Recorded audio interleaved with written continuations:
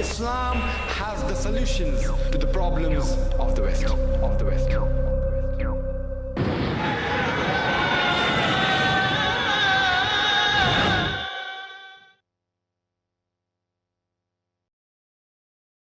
কিন্তু আপনি যদি একমত হন আফ্রিকানদের অর্থাৎ দক্ষিণ আফ্রিকার অধিবাসীদের সাথে যে আপনার গায়ের রং আপনাকে সর্বশ্রেষ্ঠ করে না, যেমন আল কোরআনের সূরা হুজুরাতের 13 নম্বর আয়াতে বলা হয়েছে যে ইয়া আইয়ুহান নাসু ইন্না খালাকনাকুম মিন যাকরিন ওয়া উনসা ওয়া জাআলনাকুম শুউবান ওয়া ক্বাবাইলা লিতাআরাফু ইন্নাকুম মিনাল্লাহি আতকাকুম ইন্নাল্লাহা আলিমুন খাবীর। হে মানব জাতি, আমি তোমাদের সৃষ্টি করেছি এক জোড়া নরনারী থেকে এবং তোমাদের বিভক্ত করেছি জাতি ও গোত্রে, যাতে তোমরা একে অপরকে চিনতে পারো, অন্যের সহিত পরিচিত হতে পারো। এবং আল্লাহ তাআলার চোখে সবচেয়ে সম্মানিত ব্যক্তি হলেন মুত্তাকি। আল্লাহ মানুষের বর্ণ, লিঙ্গ, সম্পদের উপর বিচার করেন না, বিচার করেন তাকওয়ার উপর। এটা হলো নিরপেক্ষতা, ধর্মতান্ত্রিকতা এবং খোদার প্রতি সচেতনতা। আপনি যদি কোরআনের সাথে একমত হন এবং যেভাবে আমাদের মহানবী সাল্লাল্লাহু আলাইহি ওয়াসাল্লাম বিদায় হজ্জের সময় বলেছিলেন যে আজ থেকে সমস্ত ভেদাভেদ শেষ হয়ে গেল, তিনি বলেন অনারবদের কাছে আরবরা শ্রেষ্ঠ নয়, আরবদের কাছে অনারবরা শ্রেষ্ঠ নয়, শ্বেতাঙ্গদের কাছে কৃষ্ণাঙ্গরা শ্রেষ্ঠ নয়, কৃষ্ণাঙ্গদের কাছে শ্বেতাঙ্গরা শ্রেষ্ঠ নয়, একমাত্র নৈতিক মূল্যবোধ ছাড়া। তাই যদি আপনি কোরআনের দৃষ্টি এবং আমাদের প্রিয় নবী হযরত মুহাম্মদ সাল্লাল্লাহু আলাইহি সাল্লামের সঙ্গে একমত হন, তাহলে আপনি ম্যান্ডেলাকে সন্ত্রাসী না বলে এমন একজন ব্যক্তি হিসেবে আখ্যায়িত করবেন যে তার অধিকারের জন্য লড়াই করেছে।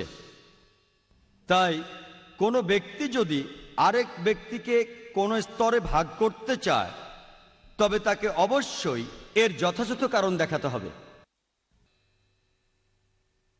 ইসলামে আলোচিত ভুল ধারণাগুলোর মধ্যে দ্বিতীয় আলোচ্য বিষয়টি হচ্ছে জিহাদ। এবং জিহাদের অর্থ সম্বন্ধে শুধুমাত্র অমুসলমানদের মাঝে নয়, এমনকি মুসলমানদের মাঝেও ভুল ধারণা আছে।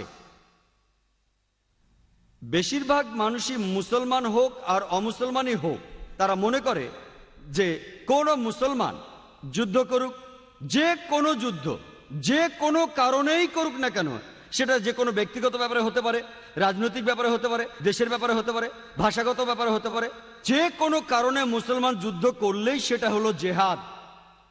অমুসলমানরা এবং এমনকি মুসলমানরাও একটি ভুল করে যে কোনো মুসলমান যুদ্ধ করলেই তাকে নাম দেয় জিহাদ।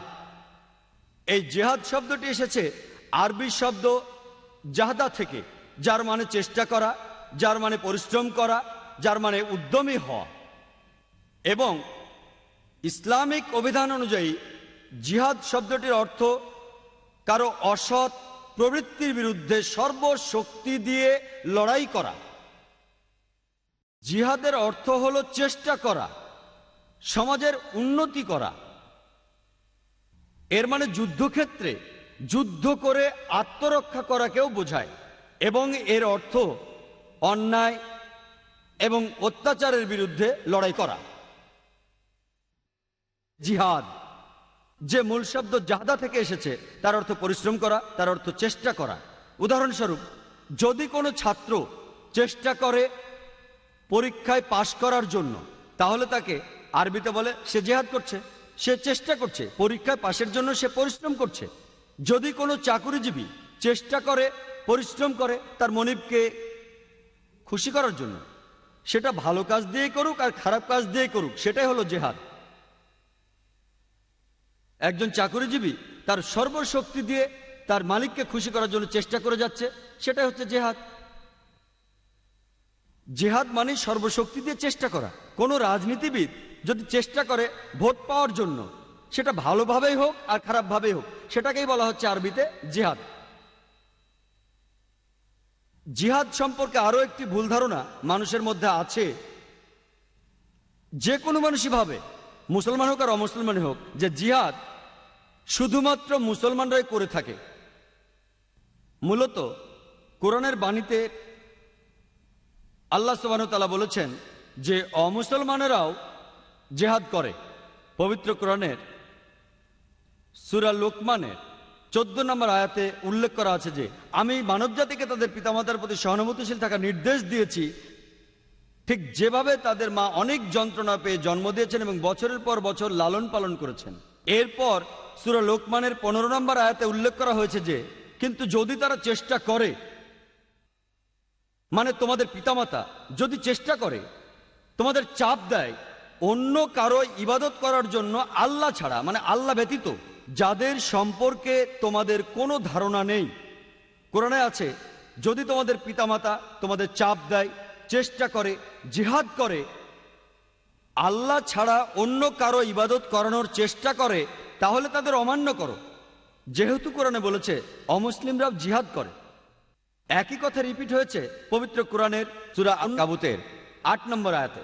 বলা হয়েছে মানবজাতিকে নির্দেশ দেওয়া হয়েছে যে তোমাদের পিতামাতা যদি সর্বশক্তিমান আল্লাহ ব্যতীত অন্য কারো ইবাদত করানোর চেষ্টা করে, চাপ সৃষ্টি করে বা জিহাদ করে, যাদের সম্বন্ধে তোমাদের কোনো ধারণা নেই, তবে পিতামাতার আদেশ অমান্য করো, কিন্তু তাদের প্রতি সহানুভূতিশীল থাকো।